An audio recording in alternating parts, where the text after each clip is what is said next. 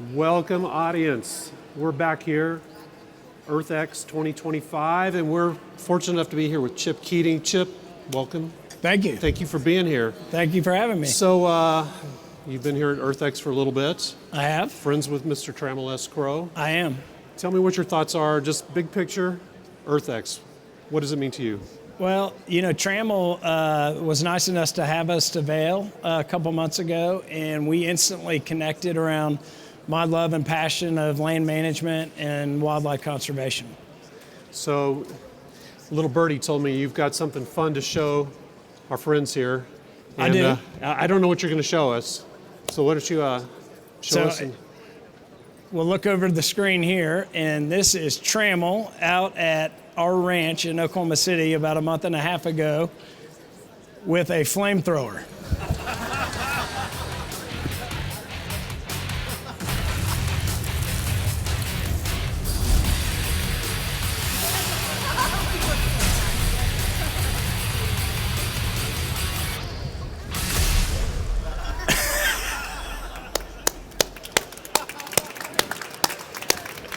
I love it. Now, what were you guys doing out there? Well, so Trammell, we were with a group in Vail 2.5 months or so ago, and we started talking about land management on the heels of the fires in California that we all witnessed. And Trammell and I at lunch, just getting small talk, getting to know one another. What are kind of my passions? He was explaining EarthX, and I told him that prescribed burning, for habitat management, for fire risk mitigation, just the benefits in general, and we instantly hit it off. And so Trammell and crew, I invited them to host them at our ranch in outside of Oklahoma City, which was about 6 weeks ago, to talk about the need to really educate more of the public around the effectiveness of doing prescribed burning, how to do it safely, how it mitigates wildfire risk. He stayed with us for a couple nights. We were burning some piles. We had already, as we can see, as you can see, with a flamethrower. And then, I think what's relevant for being here on this podium today is about 2 weeks after Trammell left, the northeast part of Oklahoma City suffered a major wildfire that destroyed 70 homes. Burned about 70,000 acres in northeast Oklahoma City, and believe it or not, it hit our ranch, but it didn't get on our ranch. And so our ranch almost was a donut hole, which is just under 2,000 acres, and it burned all the way around it and destroyed structures and, frankly, trees, and it was decimating. So I think the conversation piece out on the heels of what had happened in California earlier this year, what's going on in New Jersey right now, wildfires are real. Unfortunately, they're preventable. Fortunately, they are preventable, but unfortunately, there's a lot of things we have not done from a management tool perspective to mitigate them. Now, I want to ask you about that. Now, a lot of people, EarthX, come to these conferences. They know the situation with the fuel that's, causes the fires and everything. But for, somebody who doesn't know, they may think, they hear fire outside, flamethrowers, they may think, that's bad.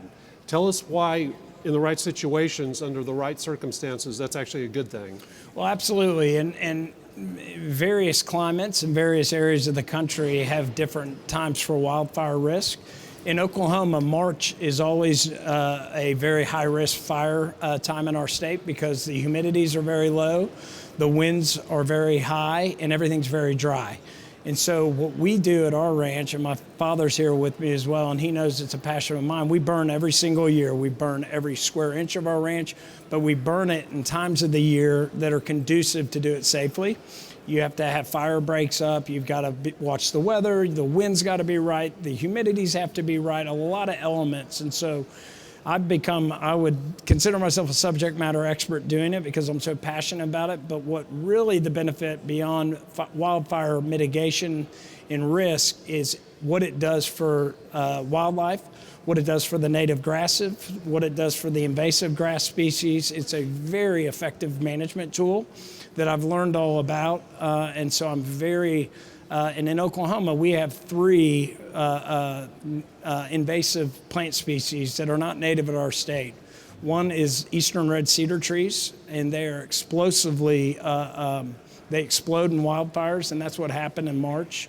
a month ago. And so we have made it a priority of ours to get rid of all the cedar trees on our property.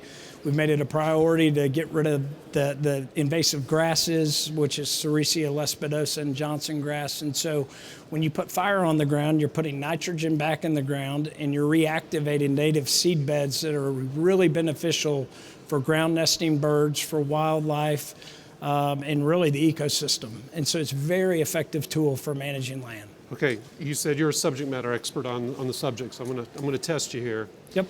Let's go beyond Oklahoma.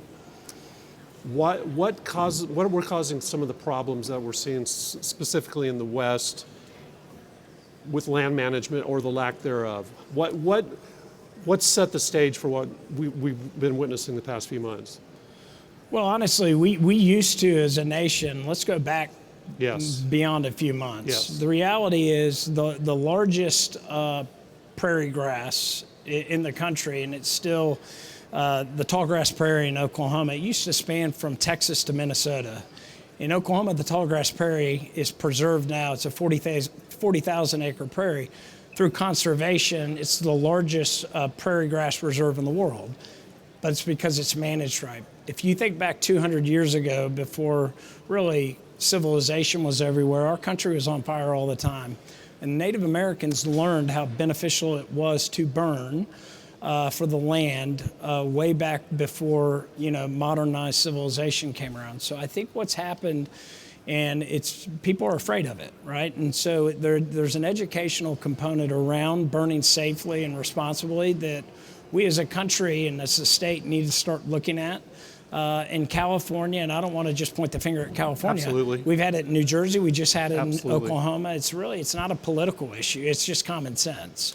And for whatever reason, we've gotten away from doing burning to burn down shrubs and down debris and fuel that's on the ground. So when those perfect conditions flare up, all you're doing is put that fuel on the ground is making things impossible to get under control. And then we see what happens. We lose properties, we lose lives, and they become a really big problem. And I think this year, especially with New Jersey, California, Oklahoma, hopefully this is a time that I know we're doing it as a state in Oklahoma, and I'm really playing a part in it. And we've created a task force to really study this. And what can we do to, do more to prevent this? We could probably start with going after, in Oklahoma, eastern red cedars. They are a major problem. They are not a native species to Oklahoma. They are highly destructive to the landscape of Oklahoma. They're a wildfire hazard, but they're expensive to remove. Native eastern red cedars take up about 8 million acres in the state of Oklahoma, and it's expanding 300,000 acres per year. So if we don't do something to slow that progress, the state's going to be overrun with something that is a fire hazard. And so I think people are waking up today after the events that we experienced in March and wanting to see what we can do and do more on it. So let's talk about benefits. You've mentioned a few, but I'd like to kind of almost bullet point them.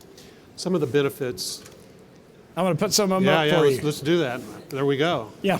Tell me some of the benefits, prescribed burns, land management, and kind of just nuts and bolts for, again, people that, I grew up, hey, any fire, put it out. Right. And as you said, the Native Americans, they knew better. Things need to burn. What are some of the benefits of those prescribed burns?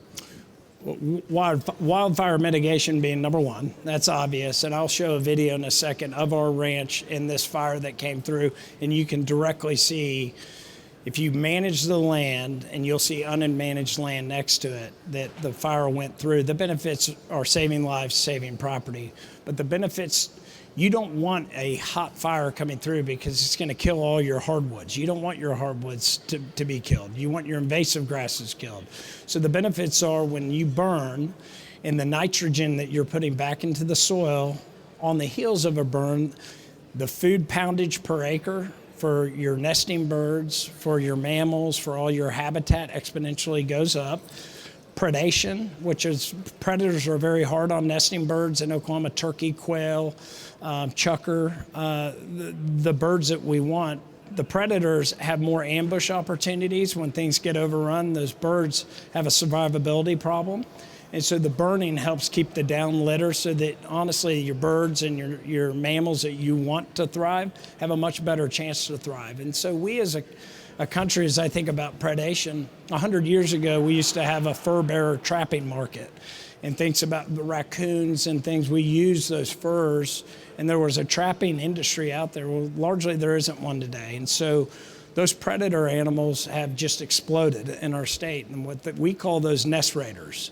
And they go and destroy all your nests, and so they decimate quail population, they decimate turkey population, and so it really takes the ecosystem out of balance if you're not putting fire on the ground. The other benefit fire does is it brings a canopy up in your forests. And so when you bring your canopy up in your forest and allow sunlight down, it reactivates native grasses to reemerge and grow on the forest floor. So there are a number of benefits. And it makes your land look beautiful.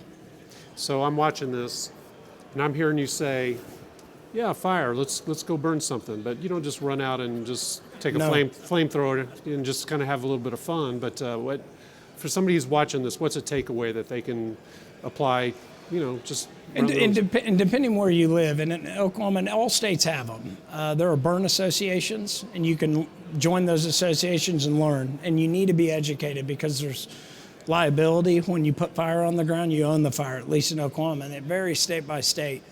But to start and to learn how to burn, you have to control what you're burning. There's a difference between a prescribed burn and a wildfire.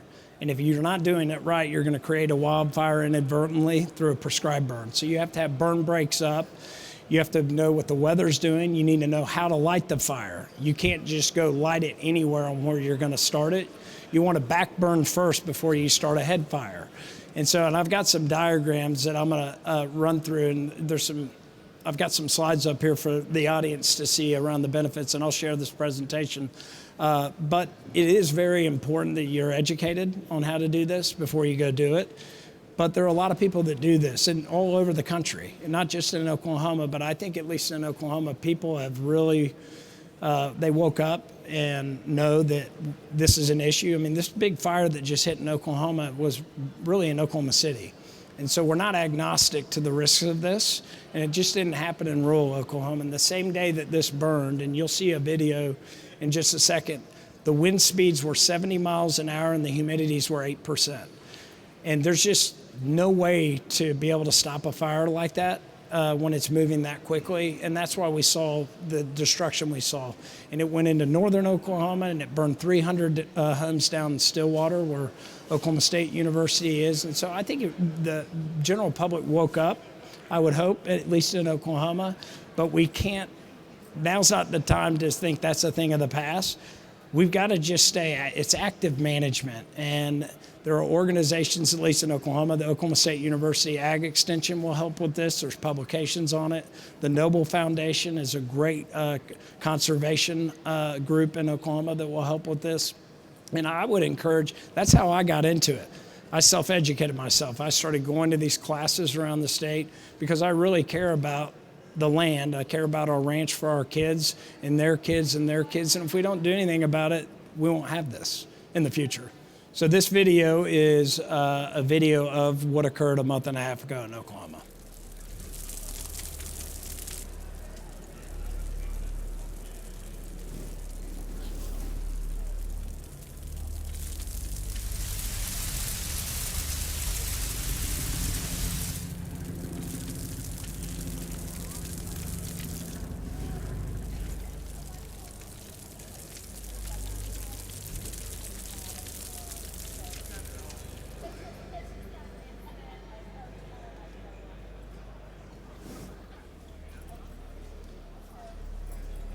And see, these are cedar trees that we talked about. That's what one of them looks like.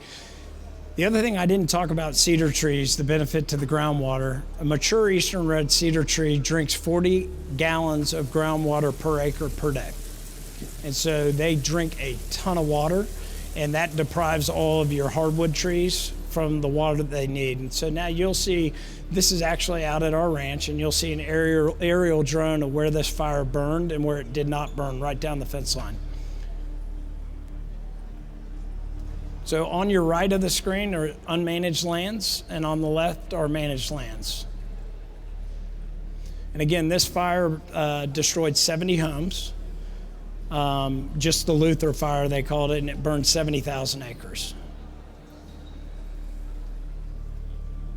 That's phenomenal. And so you'll see to the right of the screen is one of the homes that burned down. And so this fire just tracked right down this burn break as that road, and it never came over on our ranch. Just stopped right there. And then burned everything to the ground in its That's just proof site. right there that It works. land management. Well, thank you for showing that to us. And anything else in here you want to go through? Yeah, I was going to show, this is this slide, and I'll share this with anybody who'd like to see it, but going back to how do you do this, this is how you do it in a nutshell. Wind, humidity, air temperature are all factors when to burn. So it's a good diagram of how you go about a burn. Always keeping in mind you got to have burn breaks to do it safely. This video here shows a control burn that we did that is sped up, and it shows you real time how quickly this happens. So this is a time-lapse video.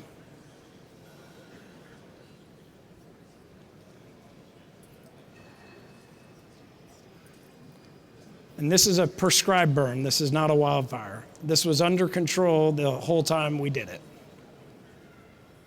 And one more time, the reason for doing this.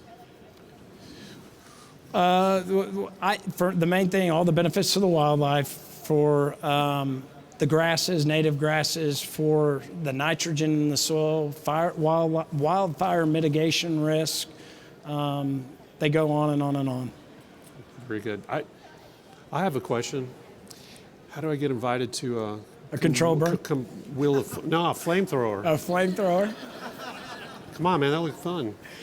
Well, you're invited anytime. You come up anytime you want, and we'll burn some piles and show you how to do a control burn. Is there anything else you want to talk about that I haven't asked you about? No, I'd share my number, encourage people to get involved if they love land management, because we all make a difference if we do this and do it together. If anybody out there wants to know how to find out more about this, what do you recommend them watching? There's a lot of good materials online. I think one of the best is the Noble Foundation. They are out of Ardmore, Oklahoma. They're a big proponent. I don't do it. There are benefits for livestock management for ranchers as well. We don't run livestock on a ranch, so you can understand the benefits of the livestock side of it as well through the Noble Foundation. We do it for the habitat management, but I'd point people to the Noble Foundation because it is, I think, one of the foremost leaders in wildlife conservation, and they're in Ardmore, Oklahoma, an hour and a half north of here. And they put on free clinics for all kinds of conservation and management that the general public can go to. Mr. Keating, thank you, sir. Yep, thank you. Great job. Thank you so Thank much. you. Learned a lot. Thank you. Appreciate it. Thank you.